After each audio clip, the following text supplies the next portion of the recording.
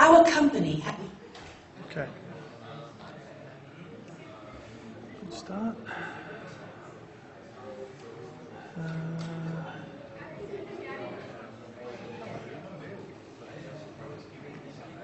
Okay. I was wondering if that might be there. Someone's donating it to me.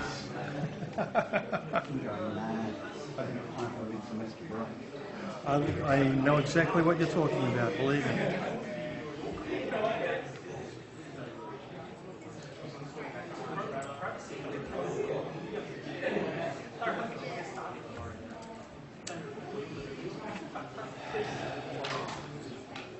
Thank you. That's all right. Bye-bye.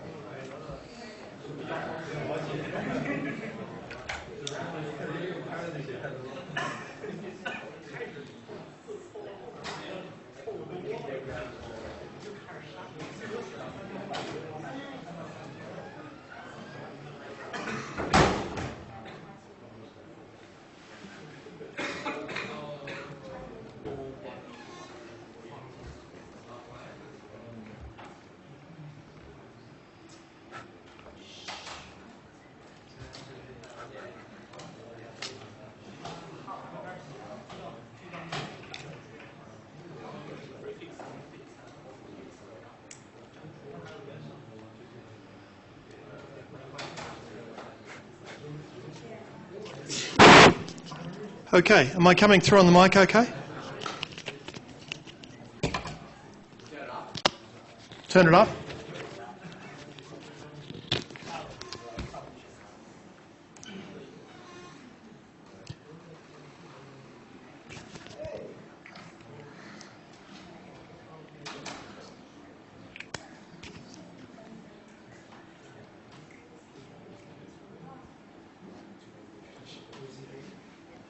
How's that? Am I a little bit better on the mic? Too loud?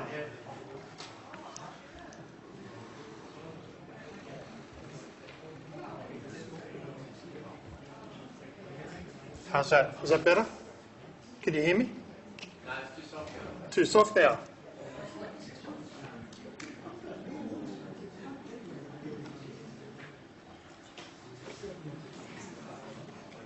Okay, how's that? Okay, great. Is it my imagination or the class is getting smaller and smaller each week?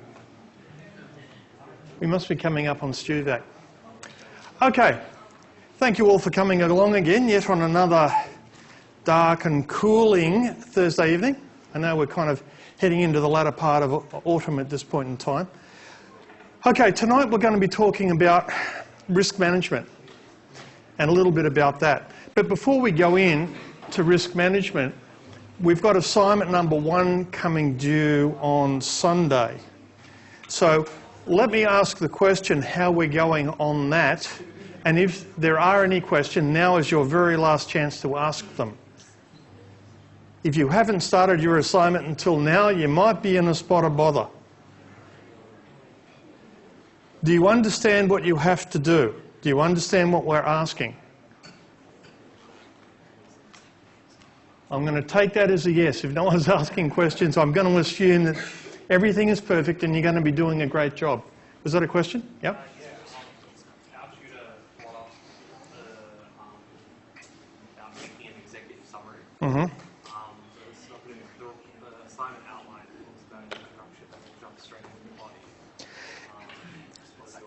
Okay. The question was, what do I think about having an executive summary for this report? Now, in previous semesters, I've always insisted that there be an executive summary up the front, just to get used to the concept of doing an executive summary on a report.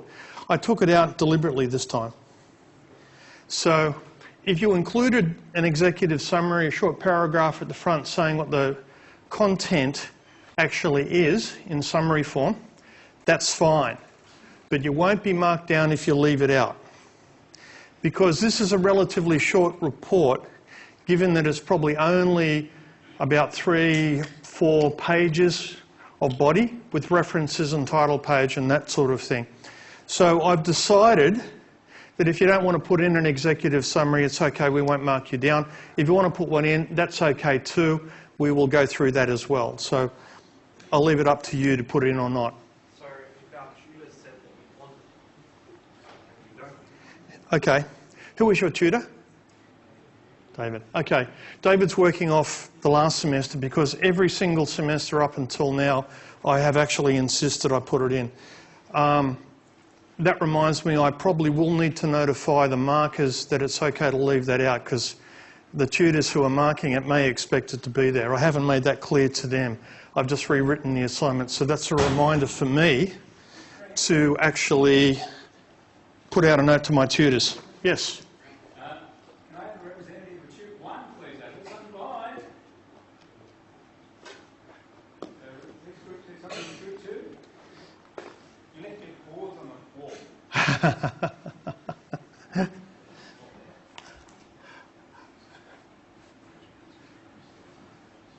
Well, I'm glad we've got someone here from Robert's Tute.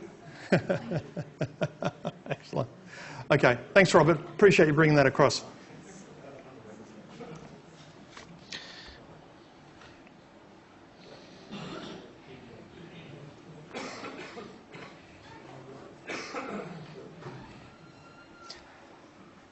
Okay, are there any other questions on assignment number 1? Yeah? A slightly dumb question. There is no such thing as a dumb question. So you definitely want a hard copy by 6 on Sunday? I do. I want a hard copy by 6 on Sunday. That's what it says on the course outline. So yes, I definitely do want it, otherwise it wouldn't be there. The reason it's on Sunday is because originally it was Friday. And I decided to give you the weekend to actually work on it for those who wish and to bring it in. If you want to hand it in early, feel free. If you want to hand it in on Friday and put it into the Dropbox, that's fine. We have no problem. The Dropbox is always open, and I will be clearing it tomorrow anyway for those who have put it in early. For everyone else, you've got a little bit of time over the weekend, but come Sunday evening, I do expect it to be there. Yes? Does it matter if we use UTS Harvard or APA referencing? Sorry, I better come up there. Does it matter if you use UTS Harvard or the APA referencing? Which are what you prefer? UTS Harvard, I prefer. It actually says that in the outline as well. Just to get you used to doing things the UTS way, which I admit can be a little bit strange at times. Okay, are there any other questions? I'm just clarifying where hard copy is on for everyone to go to. Is it here up the learning precinct? Okay, where do we put the hard copy? If you're familiar with Building 11, on the 5th floor there is the learning precinct on the far western end. There is a hallway outside the learning precinct that if you walk down it, you'll go through to Building 10. It's the Sky Bridge. Just before you reach the Sky Bridge, there is a whole lot of boxes. There are 2 boxes for this subject, 31272. You'll see 2 boxes there. Put it in one of those 2. Please don't put it in the 32601 box. That is my other subject for the Advanced Project Management class, and we marked that one a lot harder. Okay? So you don't want to go in that box. So I actually have 3 boxes. You get to put it in one of 2. Don't put it in the 3rd one, please. Okay. Any other questions? If you have any things that you might think up during the course of the lecture, feel free to ask them on the assignment at the end. It's better to get them out of the way now. There's no such thing as a silly question. There's only silly answers that I might give. Okay. Let's talk about risks. Now, this is one of the 10 knowledge areas, and actually very, very important when it comes to projects, Because the thing is, if you don't manage risks, you're going to be in trouble, guaranteed, absolutely. The thing about risks is that it starts as a small issue. If you don't manage it as an issue, it transitions to a risk. If you don't manage it as a risk, it transitions to a crisis. And if you don't manage the crisis, you've got an absolute disaster on your hands. And it takes longer, more effort and more resources the longer you leave it to escalate. So identifying risks and having a mitigation strategy at the beginning that you can implement straight away before it transitions into that disaster is actually a very good thing to do. If you're trying to fix a disaster, often you're reacting after the fact. The problem has already hit you. And believe me, if you're dealing with some very complex environments, working on a life-threatening or life-affirming style of project, you do not want it to run into problems that will stop you creating the deliverable you need to create. So, definitions, planning, and a little bit about project integration management. Now, common saying, if you fail to plan, you plan to fail. That's actually very true. Yes, it might be a bit of a throwaway comment, but the reality is, it is absolutely true. And one of the project management mantras is no surprises. The only way you can not be surprised is if you've thought about it ahead of time and you know what to do. If you've done no planning, no thought, you haven't invested any mental effort into doing the what if. What if that occurred? What if this occurred? What am I going to do? If you haven't presupposed that by putting a little bit of mental effort into it, when the event, whatever it happens to be, does eventuate, then you've got nowhere to go. And the problem with this is that there will always be a problem. Always, guaranteed. So you need a plan B. You need something you can execute. So you do a lot of what-if planning. Now, some things are very unlikely to occur. A satellite falling out of the sky, landing on the building and actually collapsing the building with everyone, including the project team, inside it, is probably fairly unlikely. But if it were to happen, the impact, pardon the pun, on the project is actually very, very severe. So you might decide, okay, it's so unlikely to occur, I won't plan for it. However, something more reasonable might occur. What happens if the building catches fire? What are you going to do then? You've got to evacuate everyone. You know, your servers might be burnt to a crisp. What's your backup strategy? How do you keep your project running forward when you've got nowhere for your project team to work? When all of the software that you've created up to this point was on the main servers, which are now just melted slag? Have you just wasted $1 million of your client or your company's money because you didn't have a backup strategy? Now, the idea of no surprises actually works with this very well, because if you can plan out for the more common things, you'll generally get about 90% of the risks that may occur. The other 10%, you need an insurance policy or a contingency of some description to cater for the unknown unknowns. The known unknowns, the risks that you generally think may occur, you can plan for. The ones that are going to trip you up are the ones that are a complete surprise because you never thought that would happen. For those ones, you need a different strategy.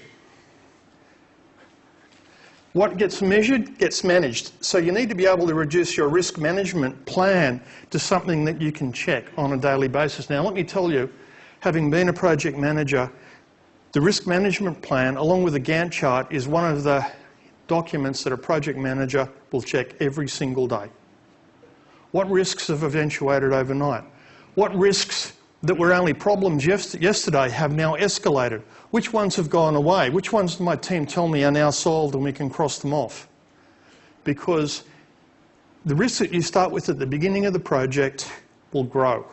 You'll take some of them away, other ones will come in.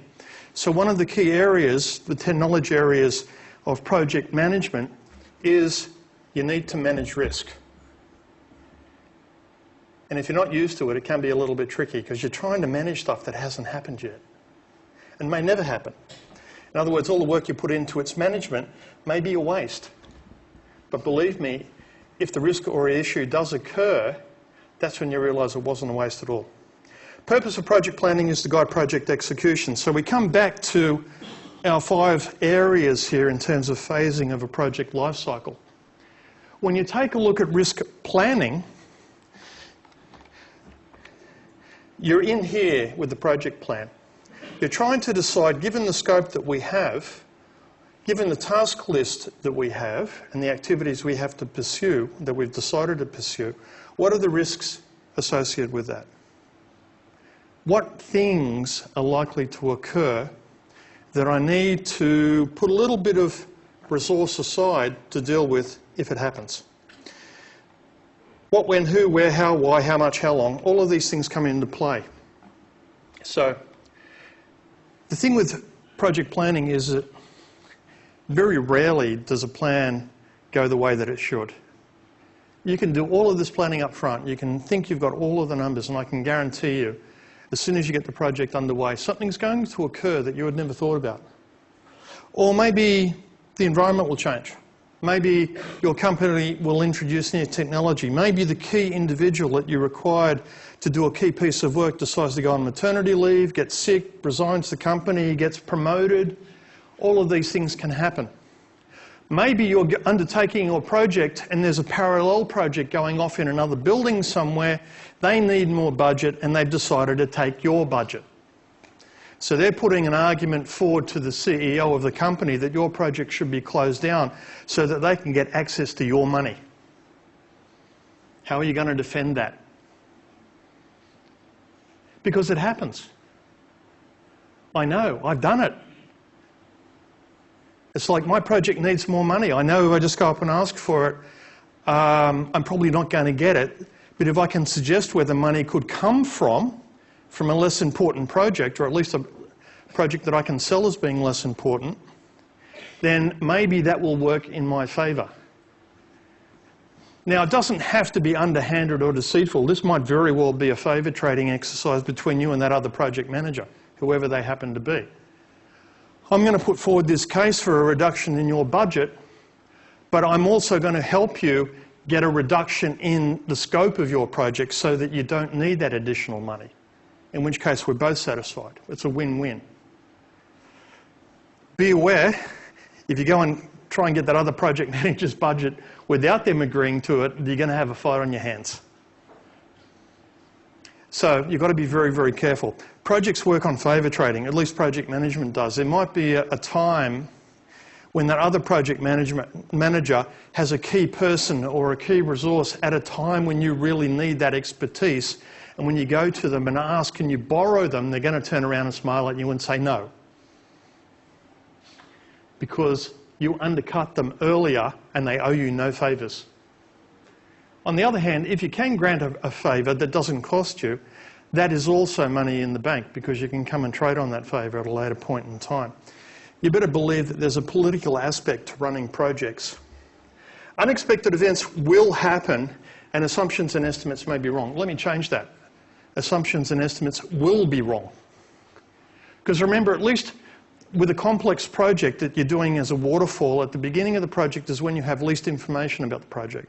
You might be embarking on a 2-year project where its main product isn't delivered for 24 months, and you're trying to plan and foretell the future at the beginning of that 2-year cycle. We don't know what might happen in that 2 years. I don't know about you, but if I could accurately predict what might happen 2 years from now, I wouldn't need to work for a living. I could have retired on my lotto winnings a long time ago. So we can't predict the future with 100% accuracy, but we can take a stab at it. And for the things that we don't understand, we can put some resource aside, money, people, expertise, favours that we can call on later to help us out. So never assume that your first project plan 1.0, that you've put weeks and weeks and weeks of expertise into, and time and effort and hours and late nights to perfect, is actually perfect. It's not.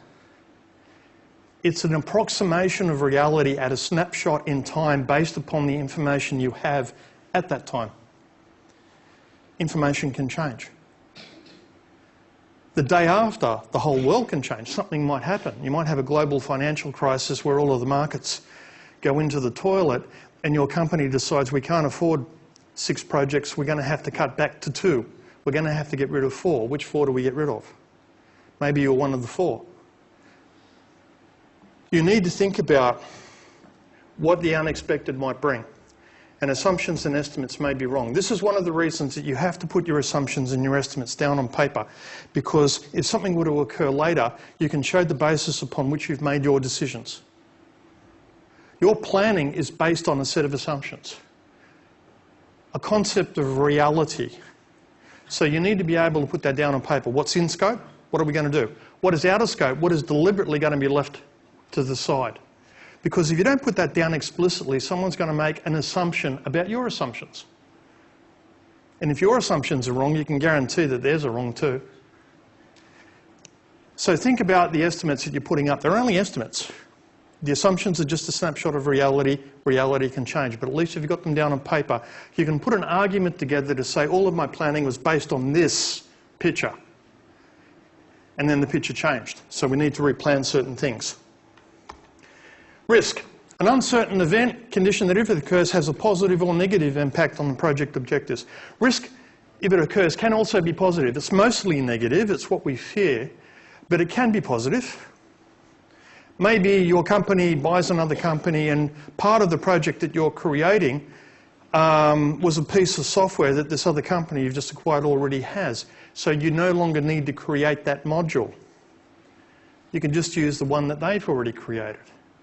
They're now part of your company, you can make use of it. Your deliverable, your scope, may drop from 6 modules delivered in 2 years to 5 modules delivered in 2 years.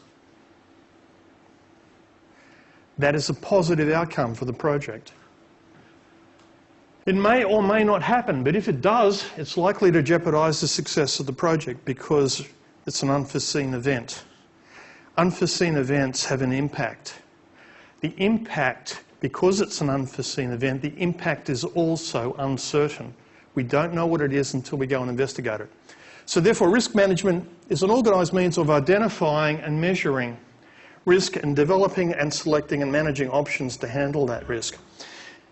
It all starts way back in the planning stage, and it starts with the scoping. Make sure you understand the scope that you have to deliver. Make sure that the scope you're trying to deliver is realistic.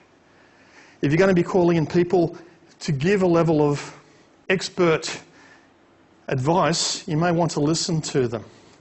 And I'm going to show a very short video. It goes for about 10 minutes, and it's kind of fun. I like it. So let me put this up.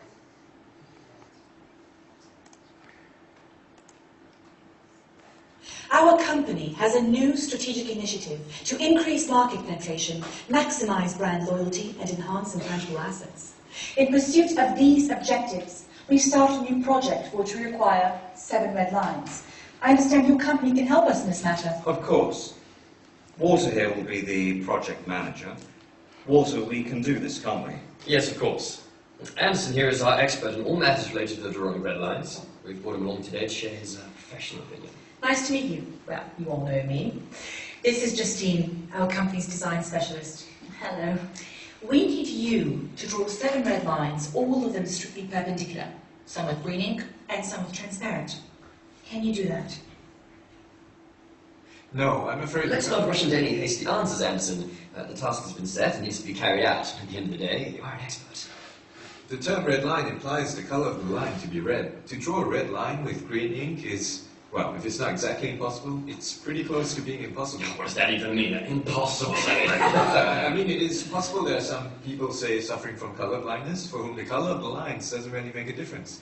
But I'm quite sure that the target audience of your project doesn't consist solely of such people. So in principle, this is possible. I'll simplify. A line as such can be drawn with absolutely any ink, but if you want to get a red line, you need to use red ink. Why don't we draw them with blue ink? It still won't work. If you use blue ink, you'll get blue lines. And what exactly did you mean when you talked about the transparent ink? How should I explain? I'm sure you know what transparent means. Yes, I do. And what a red line means. I hope I don't need to explain to you. Of course not. But you need to draw a red line with transparent ink. Could you describe what you imagine the end result would look like? Come on, Anderson, what have we got here? Kindergarten. No, I'm just trying to get a... Let's not waste our time with these unproductive quarrels. The task has been set, the task is plain and clear. Now, if you have any specific questions, then go ahead. You're the expert here. All right, let's leave aside the colour for the moment. You had something there also relating to perpendicularity. 7 lines, all strictly perpendicular. To what? To everything amongst themselves. I assumed you know what perpendicular lines are like. Of course he does. He's an expert. 2 lines can be perpendicular. All 7 can be simultaneously perpendicular to each other. I'll show you. This is a line, right? Yes. And another, is it perpendicular to the first line? Well, Yes, it is perpendicular. exactly. Wait, I'm not done. And the third one, is it perpendicular to the first line? Yes, it is. But it doesn't cross the second line. They're both parallel. Not perpendicular. Oh, suppose so. There it is. 2 lines can be perpendicular. Can I have the pen?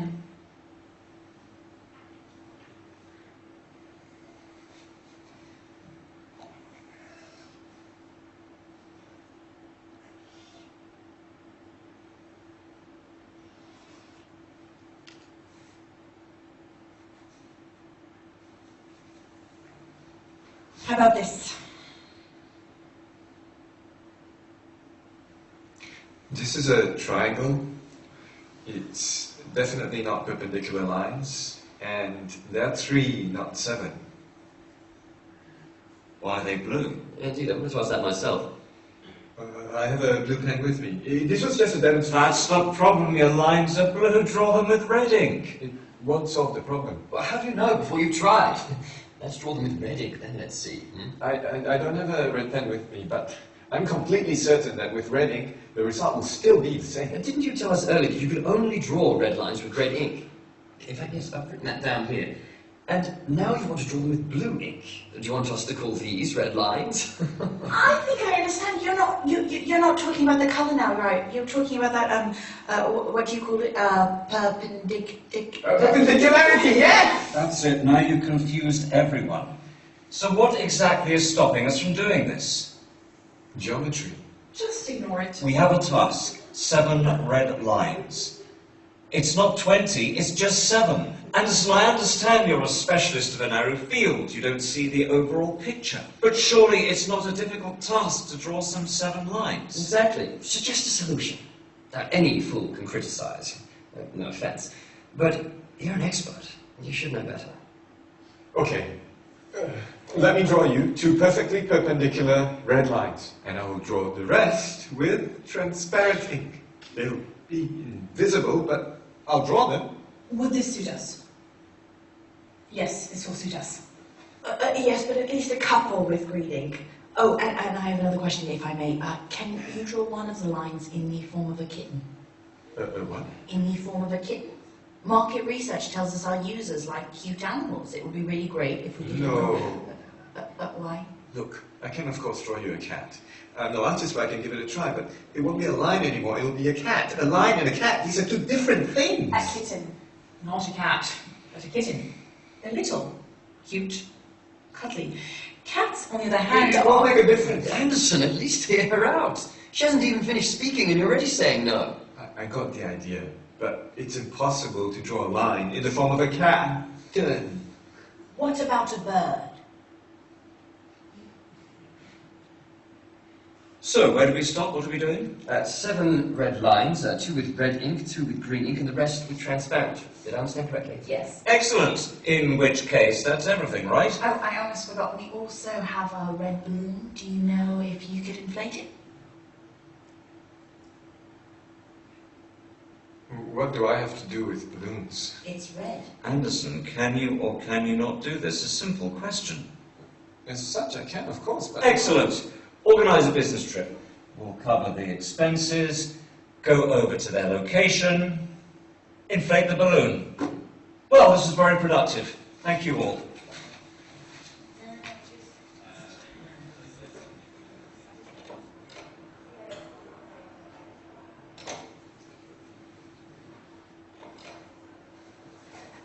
Can I ask you one more question, please? When you inflate the balloon, could you do it in the form of a kitten? Of course I can. I can do anything. I can do absolutely anything. I'm an expert.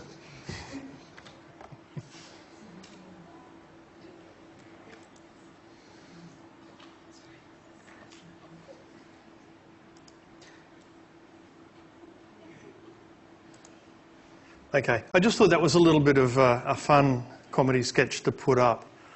The thing about risk is you've got to be careful what you commit to, because once you've committed to it, there is an expectation, whether it's reality or not, and whether it's possible or not, that you will deliver it. So, risk management is about making sure that what we commit to, we can actually deliver. So here's a few examples where things kind of went off the rails. I put these up in, I think, the very first lecture, but it's good to put it up again. It just shows you sometimes when you don't plan on the risk management aspect very well, things will go wrong, badly wrong.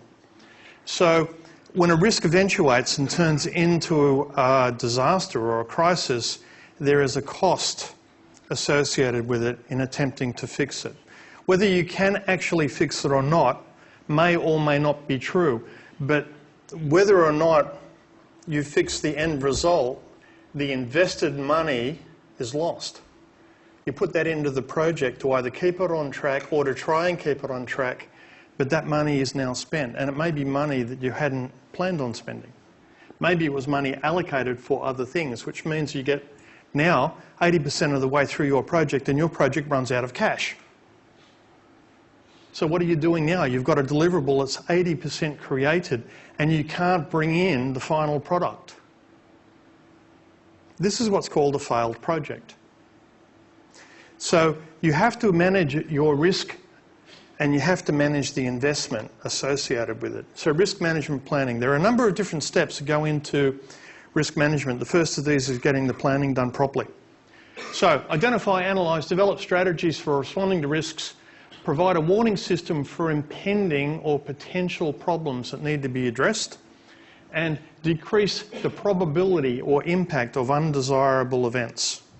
This is about understanding what you can and can't do, what's in and out of scope, what assumptions you have based your project upon, what resources you have to work with that project, and then you have your early warning system to say, I hope today when I come into work, the risks haven't occurred, because then I can go on with the rest of my day. If a risk has occurred and it appears on my risk register, then I need to activate my mitigation plan. And as soon as you do your mitigation plan or activate your mitigation plan, you need to take people away from the day-to-day tasks that they were working on and now have them action the plan. So every time you action a mitigation plan in order to address a risk, your project slows down and your project now is burning money. So you've got to make sure that your mitigation strategy is activated as quickly as possible and completes its task as quickly as possible. The longer it's going on without a resolution, the more your resources are dwindling. So, risk management is about managing uncertainty. And needless to say, humans are not particularly good at doing this. Here is a 7-step risk management process. Risk planning being the first one. Then we go into risk identification. So let's have a look at, well, actually I'll start there. Identification, assessment strategies, risk control and monitoring, risk response, which is your mitigation, and risk evaluation. Did my mitigation work or not? So the first of these, risk planning. Not a simple exercise. Risk can affect a project in different ways in different phases of the project life cycle, because the risk might occur right back when you're putting the spec together, but it also can happen right at the end of the project when you're trying to close it and you find out something you have done does not work. and somehow got through the testing process, and now we're about to deliver project and product, and something key, something important, doesn't work the way it's supposed to. What are you going to do now? We've got a problem. Well, maybe, maybe not. If we have enough money and enough time put aside, maybe we can go back a level and we can fix it. If I still have 2 weeks of unspent time in my project plan because we were coming ahead of schedule, I can now use that time to good investment here to make sure that this risk goes away. However, if I'm supposed to deliver a project tomorrow and it's supposed to finish tomorrow and we have a major problem come up, then I've got a real concern because there's no way I can address this by tomorrow morning. It's not a simple exercise for risk planning because you're doing the what if. What if this occurs? What if that occurs? Risk can affect the project in different ways. Risk planning is active and dynamic. As I said, as a risk manager or a project manager, you pull out the risk register every single morning. What risks have occurred? What is likely to occur? If they have occurred, what plan do I now execute? A risk management mitigation plan or risk management mitigation strategy is a sub-plan that you now need to call into action. No availability of time, resources, tools and commitments, because you might have the best mitigation plan in the world all ready to activate, and then you find, oh, I've got no one to do it.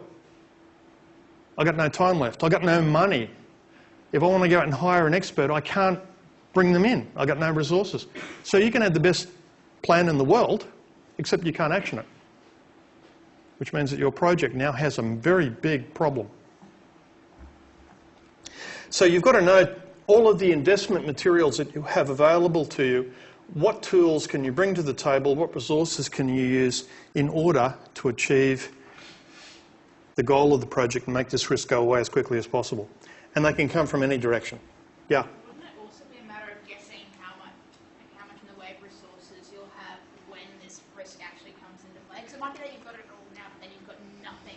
And so you're planning for X resources, and then, oh, it's actually happened, so it's great that we planned for it, except we've got less than X. Yes, welcome to the dilemma of project management and risk management. The question was, what happens if we plan on X happening, but we didn't have enough resources put aside for it?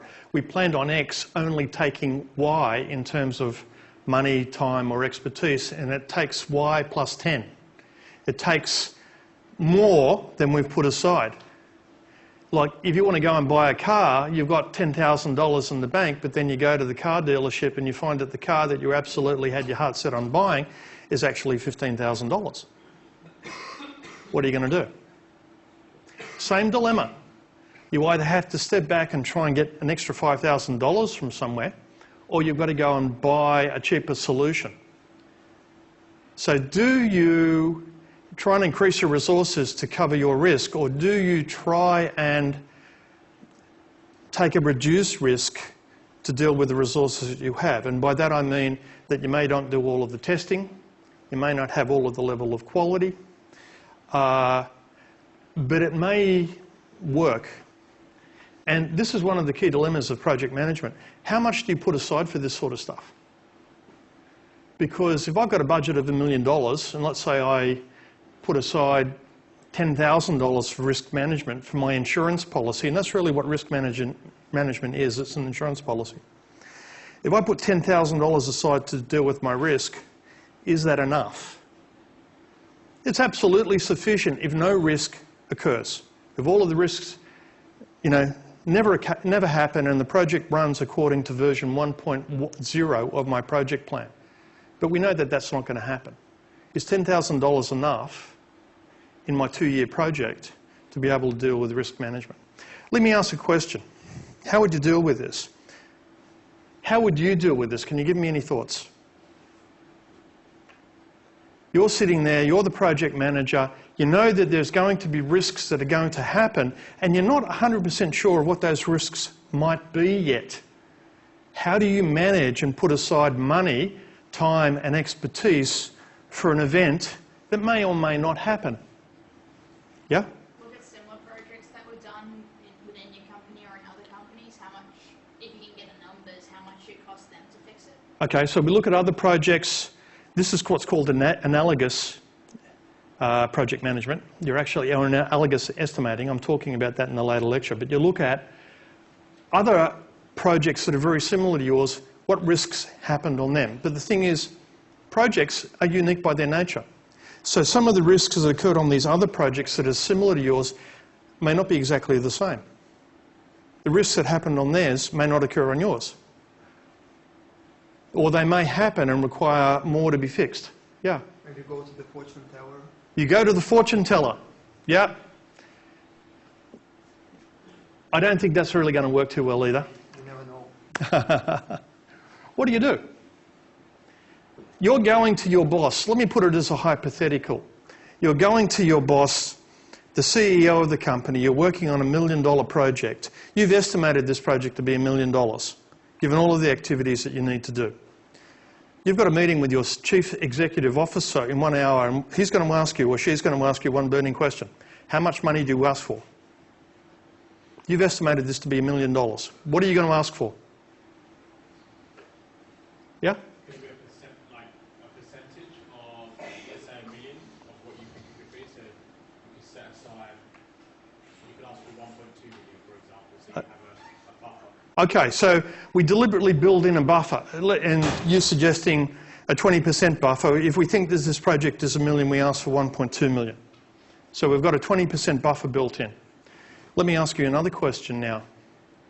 Do you build that into the numbers that you currently have, or do you admit to your CEO that you think the project, and you're estimating the project at $1 million, but you're actually asking for 1.2? No, I think we should do the first one. Build it in. Okay, so you're saying that all of my tasks I'm now going to inflate artificially by 20%. So if I think a task is going to take 10 days, I'm going to say it's going to take 12, and I'll build that into my project plan. Is that what you're saying? Would you lie to your CEO? This is the sort of question that project managers face all the time. We all know our estimates are wrong as a project manager. Always.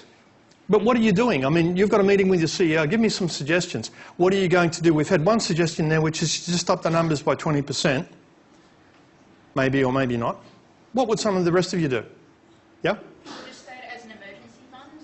An emergency fund. Like these, like, you know, if there is a risk that does eventuate, it would be considered an emergency that you're trying to fix. So, in case something goes wrong, here is some extra money that we have set aside for this. Okay, so we have it as an emergency fund, so if an event occurs that we hadn't foreseen, I can call upon that money, and my emergency is to get to Brazil and non-extradition country as quickly as I possibly can. You could have conditions placed upon it to make sure that it's actually okay. for the company and not for you and Okay. your stash costs. Damn it, I was looking forward to my beach in Brazil. Okay, so we have to put some conditions around it. This is very true. This is very true. Actually, both of these alternatives are done by project managers all the time. I used to do it. If I thought something would take 20 days, I might call it 25. Just because I don't necessarily know if it's going to take 20 days. My best guess at the beginning of a project, when I have the least amount of information, is that it's going to take 20 days, but I don't actually know. So I'm going to call it 25, and I'll build that into my project plan. Another way of doing it is to just be right up front and say, I think this is going to be 20 days, but I need a buffer of another 5 just in case. This is what's called a contingency fund. If you're looking for this meeting with your CEO, what I used to do is and by the way, not all project managers do it this way, so, you know, depending on how you run your project. I used to rock up and say, I need $1 million. That's what I'm estimating here. But be aware that I'm not 100% confident in the estimate. That's the best information I can give you at this point in time. However, I would like another 200 to 300,000 as a contingency fund. Now, the way that the contingency fund would work is if I'm given $1 million for my project, that's money I, as the project manager, can spend on whatever I wish within the project in order to make sure the project happens. The contingency fund is my insurance policy that if a risk occurs and I need extra money, it's approved up front, it's put aside by the company, but I need approval from someone more senior to draw on it. So my project actually has two budgets. One I've got control over as the project manager, and one I can draw upon if other people approve it. And that could be the steering committee, it could be the chief financial officer, it could be the CEO. Yeah? Would you have automatic fail-safes for contingency? So for example, if X and Y happen, the funds are automatically released for you? You can set it up that way, but you've got to prove that X and Y actually happened. And sometimes these are very subjective. You know, I put money aside just in case my key expert goes off, but how do I prove that that person is my key expert and not someone else in the project who's still there? Yeah? Would how you approach the person who's got those kind of decisions change depending on, for example, if there's one person who is known to not be a fan of contingency funds, would you instead approach them saying, look, it's going to cost X plus Y? Okay, in other words, how do you get this contingency budget? How do you state your case in such a way that they will agree to it and give you that contingency fund rather than just say, no, you estimated at $1 million, that's all you get. Okay, how do you do this? Have I got any thoughts in the room? How would you do it? Because as a project manager, this is a real thing. This is part of selling the project. Yeah? You can get it in writing. Get it in writing, how? Oh, no, I will not give it to you. There you go. Or if they say they don't give you $1 million, whatever the amount is, and you can say, well, we got it in writing. If a risk happens, you said no already. So it's your fault for not giving us the money in the first place. Yeah, but you estimated this at $1 million. Are you saying you're no good at your job? No, but I said that if a risk happens, you already said no before anything. I expect you to manage that within the boundaries of the $1 million. You're the project manager. Are you saying you can't do that? Well, we have your signatures. Well, see, this is what you have to be able to discuss. One of the key aspects of a project management skill set is not just about putting a Gantt chart together, it's communication. Because a lot of the time you're going to be dealing with people on a human level who do not understand the technical detail of what you're talking about. Yeah? I think overall, just like everywhere, there's just one solution. You have to make a little bit bigger estimation of everything. So if you want to take some reserve funds, you have to ask the client for, I mean, you know that the project would be $1 million, but again, you will say it would be $1.5 million, so that you will have an emergency. The same with the time. 20 days, you know, you will take 25, that's it. Well, so you build it into your risk management strategy, but look at some of these numbers. Look at some of the orders of magnitude we're talking about. Queensland Health Payroll System originally had a budget of $6 million and was cancelled after spending $1,200 million. So a contingency of 20 or 25% won't save that project. Yeah, so it means wrong estimation. Wrong estimation right from the start.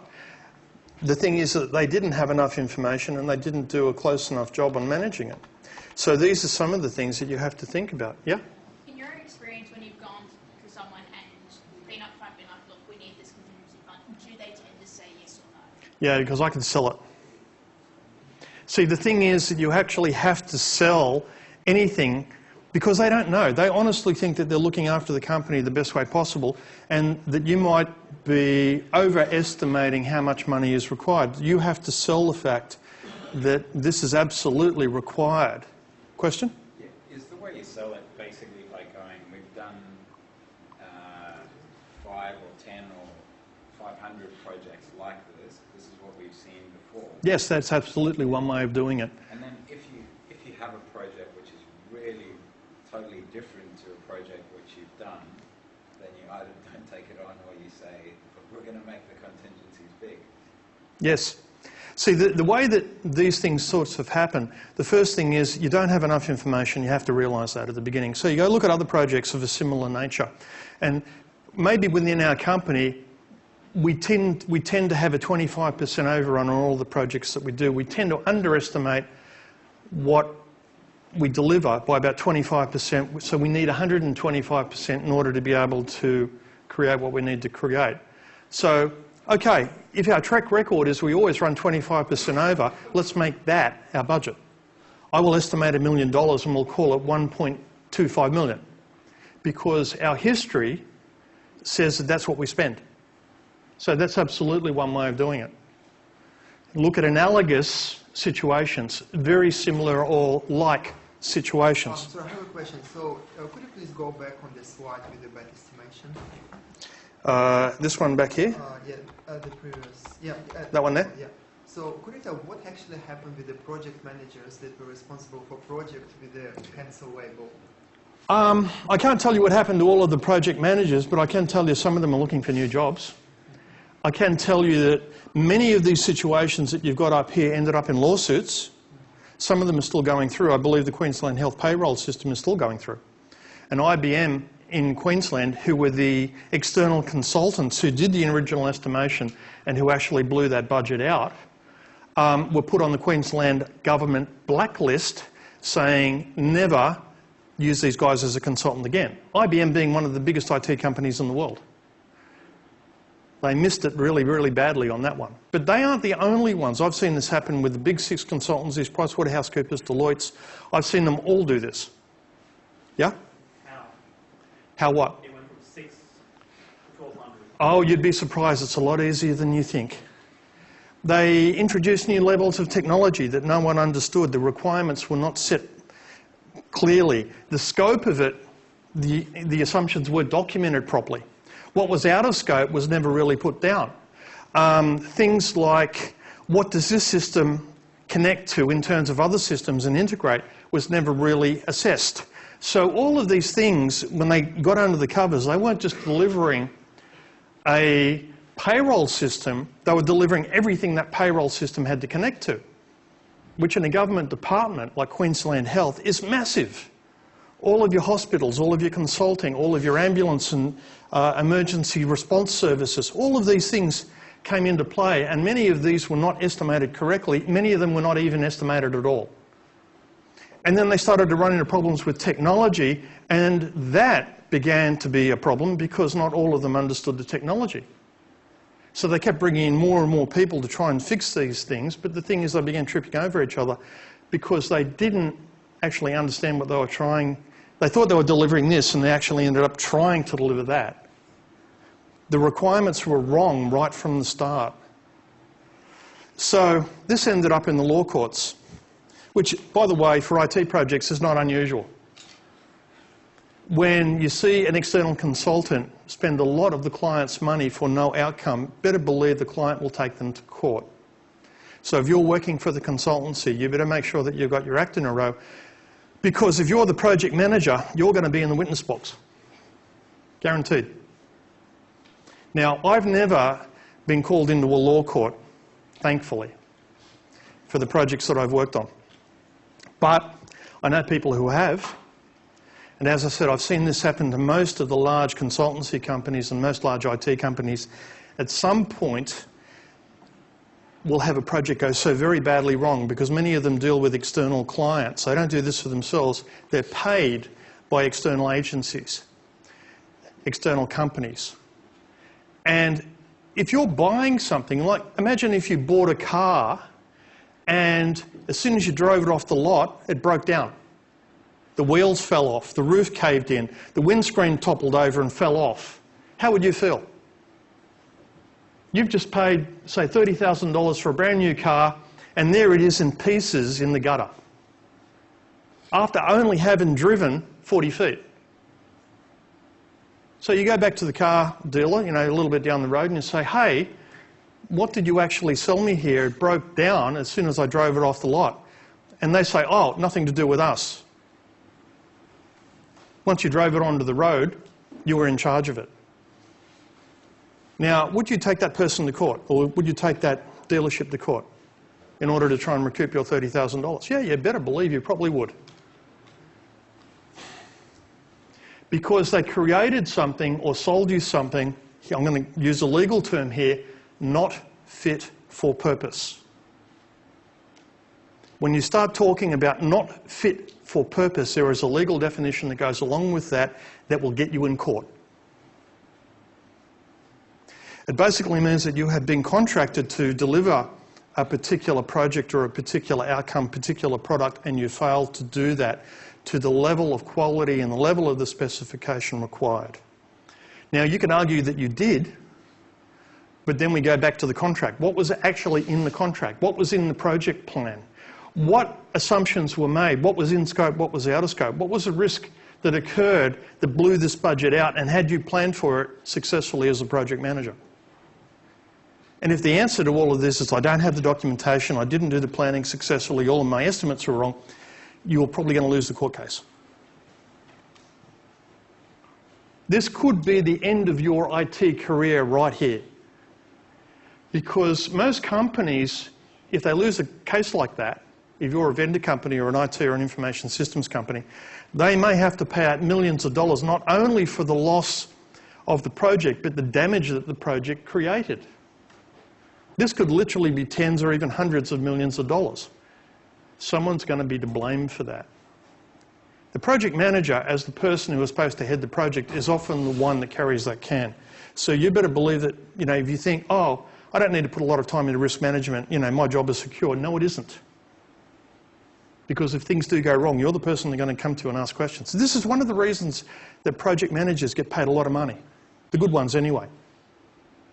Because it is a lot cheaper to pay the salary of a project manager an extra $50,000 or $100,000. I mean, maybe they're being $150,000. If someone were to say, I'm a brilliant project manager, I've never had a failed project and they can prove it, I will pay that guy double.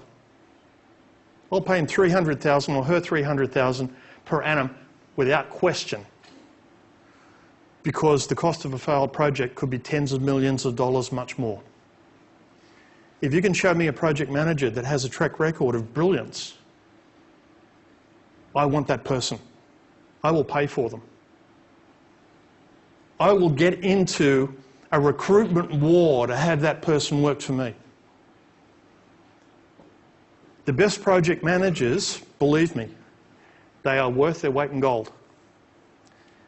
And this is why everyone wants experienced project managers, and why it's also very, very difficult for inexperienced project managers to break into the project management field. Because if you can do it and you can prove that you're good, they will pay you a lot of money. It's also possible you break into the project management field and you end up with a lemon of a project and it fails, in which case you may be out of project management very quickly. The ones who survive in project management for more than a few years generally are good at their job, at least in the styles of projects that they're working with.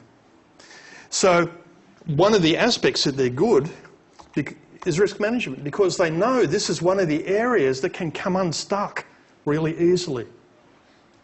So they have to make sure that they're covered. This is what risk management is all about.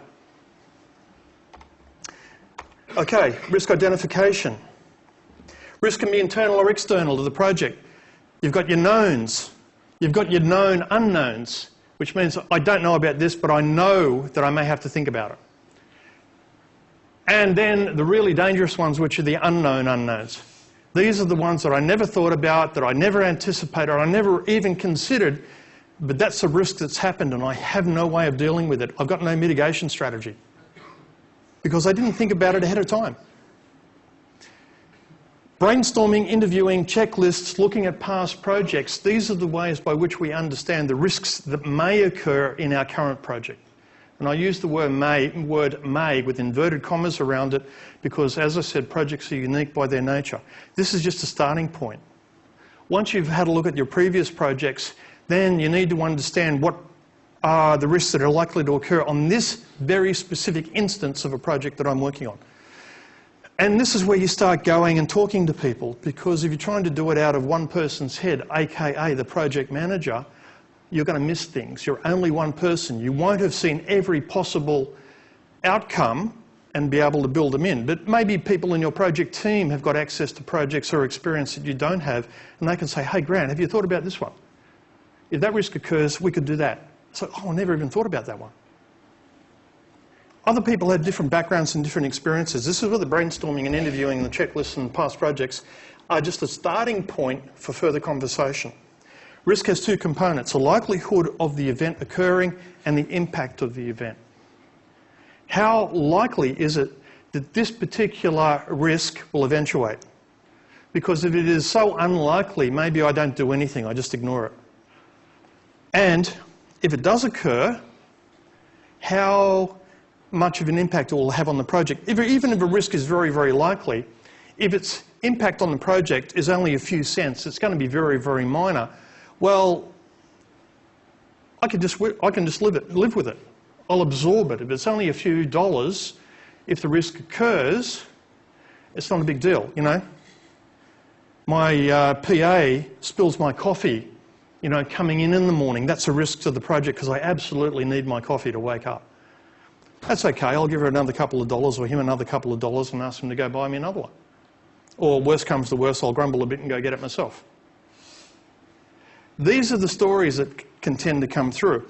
So when you look at likelihood and impact, you're starting to think about risk assessment. Is the punishment worth the crime? If the event occurs, can I absorb it without doing anything? You know, like the two dogs looking at the pizza is like, is it worth the punishment? Oh, hell yeah. This is the decision you have to make about every single risk. So then you start charting the risks, and this is what's called a probability impact matrix.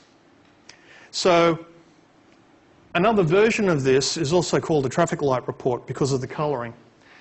Impact, low, medium, high. Impact, low, medium, high. Sorry, probability, low, medium, high. Something that's a low impact and low probability, such as risk 0, 2, it's a green risk. We're not even going to consider it too much. Its likelihood is low and its impact is low, so it's okay. We'll just absorb that one if it occurs.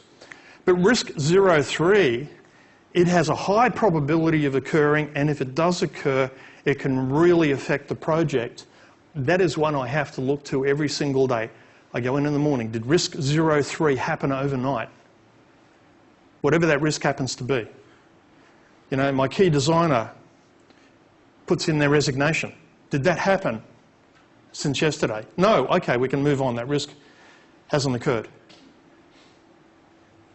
But, you know, things like people getting sick is a fairly regular one. What happens if your key designer was planning on coming in and doing some critical aspects of your project tomorrow, and they call in sick and said, I've really got a bad flu, and the doctor said I can't come in.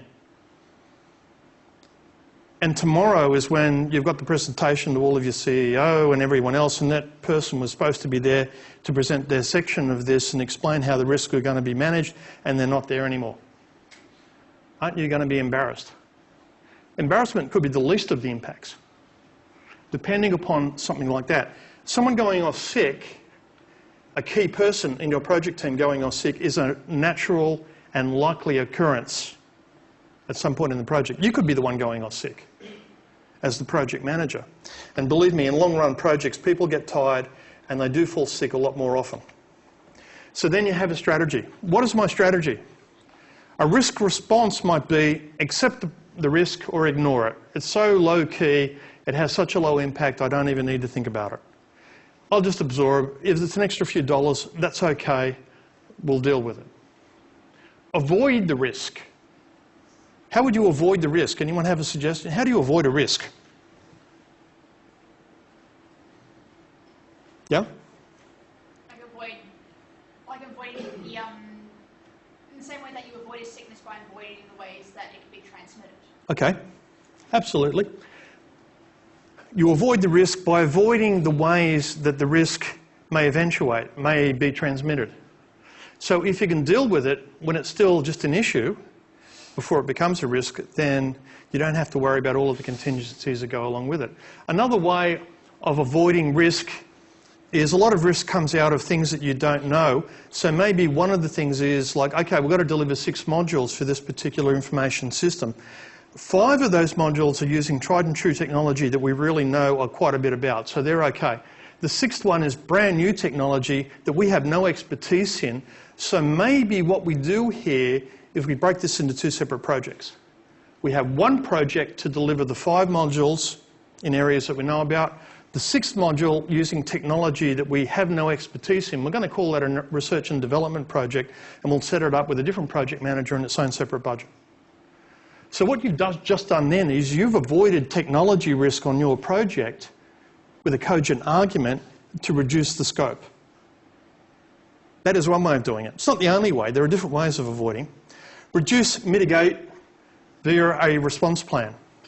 This is, I've talked about a risk register. I'll show you an example in a moment. This is a trigger event. So if that particular event occurs, here is the plan that now gets activated. So you've got a list of trigger events. Each of them has a plan, a sub-plan to your project plan that may come into play. This is your emergency response. You know, think of Hurricane Katrina when that happened in the United States. The hurricane came in. All of their planning for hurricane management and emergency response around New Orleans at the time was based upon a hurricane coming in from the Florida direction and across the Gulf of Mexico and hitting it from the coast, hitting New Orleans from the coast. What Hurricane Katrina did was something very, very tricky. It went around the city. It came in, not on the city, but away from the city, and then it circled around and came in from behind it. It hit New Orleans from behind, right over the Mississippi River. Now, New Orleans actually was built down in a depression, and it has dikes and embankments protecting it from the river. What Hurricane Katrina did was drop a lot of water into the Mississippi River that raised the water line. All of those embankments broke, and the entire river, the unflooded river, went into the city from behind the city. Now, they never thought about that. The embankments that they'd built up was only supposed to cater for a slight rise in the river by waters further up the river coming downstream. They never thought of a hurricane dumping all of this water onto the river and actually blowing the banks that way. So you ended up with the entire city under about 6 to 8 feet of water. And they had no way of getting people out of that situation because most of their planning was about evacuating people in one particular direction, except that direction was now flooded. So they couldn't do that. They moved them into the stadium, the football stadium, except the football stadium was never part of the contingency plan, or they had no contingency plan for it. So there was no sanitation, there was no medical supplies, there was no food, there was no clean water, and there was no access into the facility. All the roads were cut, they were all underwater. So all of their planning was based upon road traffic coming in from a totally different direction. They never planned on the entire city being underwater. This is why Hurricane Katrina did so much damage. Is not only did they get the risk management response plan wrong, it took them a long time to dig themselves out. They called in the army, except the army couldn't get into the city. They tried to drop parcels into the stadium, except, well, you know, that didn't work entirely because you had half a city crammed into one football stadium. There weren't enough supplies to go around. It was a poor mitigation plan. They never thought about it. They never thought of a hurricane actually being smart enough to circle the city, which is what happened. Transfer risk. What's a transfer of risk? Give me an example of transferring risk. You're working as a project manager on a particular project. You've got a lot of work happening. You think there are risks associated with the project. What are you going to do to transfer risk? Anyone have an idea? How do you transfer risk? Yes? Maybe outsource work. Outsource. Absolute brilliant idea. We give the risk to someone else and we pay them money to wear it. So if we wanted to do all 6 modules of our original scope, using our little example from a moment ago, maybe what we do is my team do 5 and we outsource the 6th one to a consultancy group or a specialist group that actually knows that technology. They're still part of my project as the project manager. I have to run them, but they will have their own project manager who will report to me. And I can keep tabs on it that way. So if I have enough leeway in my budget, I can actually pay someone to take on that risk. That's how you transfer risk. And in information technology, we do it all the time. This is why consultancies charge so much money and why consultants are so expensive. It's not just their expertise you're calling upon, although that is expensive in its own right. You're actually asking them to wear part of the risk. So, of course, they will charge a premium for that. And then hopefully everything goes well, and if it doesn't go well and they let you down, then you all end up in court anyway. Yeah? If you transfer them the work, does it necessarily follow that you transfer them the risk? Because your client isn't going to say, oh, okay, your subcontractor failed to do their duty, we'll let you off the hook. They're going to go, well, we paid you to do this, you paid them Basically your responsibility. Yep. Here is where another skill of a project manager comes in, especially dealing with very complex projects, large projects. They need to know how to write a contract. Who's thought that a project manager actually has to know enough about the legal situation to write a subcontract? 1, 2? Yeah, you absolutely have to do it. I've done it. Wasn't expecting to at the time, but yes, I've done it. And then I took that subcontract that I wrote and I took it into the next project and the next project and the next project, and I always made sure that there was these agreement, and every single project taught me something new about writing a contract, and I would put in a new clause. Clauses about intellectual property, clauses about non-poaching of staff, clauses about penalties but also bonuses if we come in ahead of time, clauses about how we will deal with their people on an equitable level compared to ours, clauses about termination and the reasons for termination of the agreement. All of these things come into play. Once you've written your first contract or been involved in your first contract, you learn a hell of a lot about how the law actually works. And some of it isn't really common sense. If you've ever had to deal with lawyers in a contractual basis, they start going into their own terminology that you think IT is bad, where, you know, you've got to learn 3-letter acronym speak in order to be able to work in an IT field. You know, TCP, IP, and, you know, SQL and MVS and DB2 and all, you know, we speak in acronyms. The law, it's even worse. They speak in acronyms in Latin. So there are challenges, believe me. But it becomes another skill of the project manager to understand enough about the law to be able to be part of those negotiations. Now, I'm not saying you have to be an expert in law. There will usually be a lawyer with you when you go into those negotiations on your side, as well as whoever is coming from the consultant organisation that you're trying to bring in. Sooner or later it will end up with the lawyers. But you need to know your ground enough to ask the right questions or to make statements that they can respond to. If you've never done a contract negotiation before and you're going in against a group of people or an individual who is very expert in contract negotiation, be aware you've lost before you walk in the door. Because they know how to do this and you don't. There is a skill set associated with this that new project managers don't learn. We don't teach them. We teach them how to do Gantt charts and how to do PERT charts. We don't teach them about the law. If you become a more senior project manager, program manager, you work on large complex projects, international projects, that, believe me, becomes an entire different kettle of fish, because now not only are you dealing with domestic law, you're dealing with international law. These are skill sets that you'll learn. Remember what I said, if I have an experienced project manager who knows what they're doing and they ask me for $300,000 and they can guarantee to me that they've never had a failed project, by the way, I've never seen this, if they can prove it to me, I'll pay them whatever they ask. Because I want them. They're such a rare animal. Project management is a great field to get into, but it's a learning experience. And even the best of project managers will tell you that, you know, they'll probably also tell you that they've never had a failed project, but, you know, reality says that if you drill down on that, you might find out that a couple of them could be classed as failures, if you look at it from the right perspective. Very few project managers will admit to having failed projects, but it happens all the time. Yeah? Like no failed projects, but hundreds of challenge projects. Oh yeah, no failed projects, but hundreds of challenge projects. That's pretty much how it works out.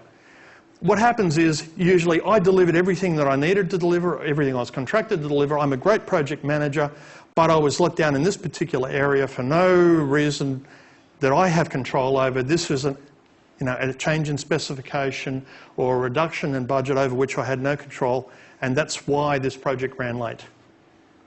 It wasn't because I'm a poor project manager. I'm a brilliant project manager. And if we'd kept to the original estimates, version 1.0 of my perfect project plan, everything would have been heavenly. But of course, the day after my project plan gets submitted, we know that the first change is going to come through. So you play this game. Risk strategies. This is what a risk register looks like. Also called a risk matrix. There'll be a few other names, but it will usually be one of these two. You have an identification for the risk You rank the risk. Is this a high priority risk? Is it a low priority risk? Usually you move them up and down this chart depending on how urgent or important they are. A description of it, the trigger. This is the event that occurs that means my mitigation strategy now has to be actioned. Who owns this particular risk or the activation of the plan? The probability of it occurring, the impact of it occurs, the response, and maybe this is just a, rather than just a one-liner here, it might be activate plan 7.1.3.b. And somewhere in a folder is this particular plan that you can call in. And the status is, okay, the risk is ongoing and the plan is in action. It's got an approval pending for certain activities to occur. It's been tested, it's been closed, it's in limbo, whatever status you want to be able to put down there. But what this document does is the project manager can look at this every single morning and say, these are my urgent risks. These are the mitigation strategies that I can activate. Which of them do I need to trigger right now because that event has occurred overnight or in the last hour or in the last 24 hours? And then what is the status? Because I need to be able to, especially the important ones, I need to be able to report the status on these to higher levels of management. So this is your risk management register. Risk monitoring and control. After creating the plan, the triggers must be monitored because all of these are triggered by a specific event, whatever that event happens to be. A key person resigns, a key person goes off sick. They're trigger events. New threats and opportunities may be uncovered. Maybe the technology we were planning on using when we tested it, it didn't actually work. And I've seen that one. Risk monitoring and control may be part of the overall project monitoring and control, so you can actually put it into that area of the project plan. And tools, risk audits, risk reviews, risk status meetings and reports. These are documents and processes and techniques that you're going to have to call on to help you do your job as a project manager. And if you use them well, they will help you. They cost. You've got to do documentation. It takes time to put that documentation. While you're doing that, or someone is doing that under your direction, you've got to pay them to do that work, and while they're doing that, they're not doing something else. There's an opportunity cost for having them do some of these things. So you need to build all of these things into your planning. Because whatever estimate you come up with on your project, I can guarantee it's wrong. Now, that's a big statement. Whatever estimate you come up with in your project, it is wrong. Accept it. The question is not if it's wrong, it's how close or how wrong it is. And hopefully it's only a little bit wrong. And you can deal with that. Some of them, like the Queensland Health payroll, it was very wrong. The Opera House was very wrong. Original budget for the Opera House, $7 million. 10 years later, they're still building it over its original 1 year. And it's now cost about $103 million. We're talking a factor of 10. And then some.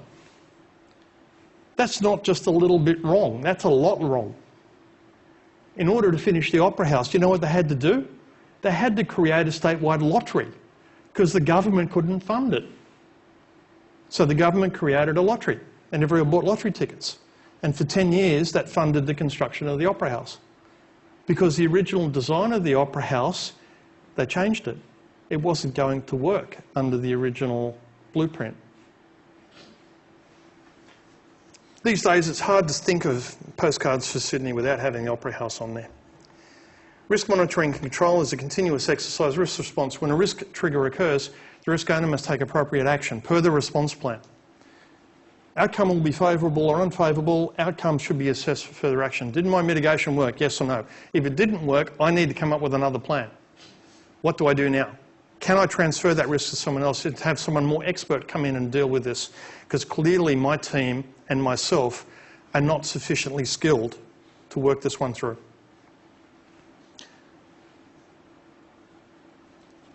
I like that little cartoon. Unfortunately, it's a little bit true. Boat springs leak, it's someone else's problem, even if you're actually in the same company.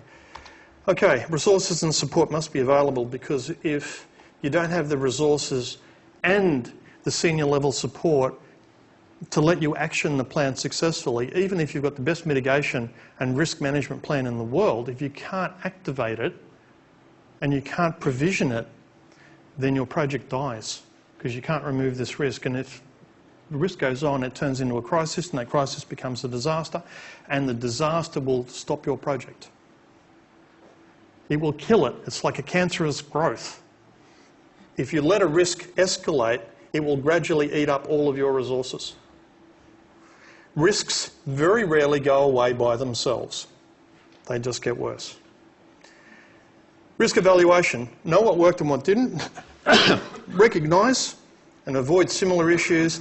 Improve the process and learn the best practice for the future, like the dog in the bath. I've been in this bathtub before. I know what I have to do when they stick me over here again.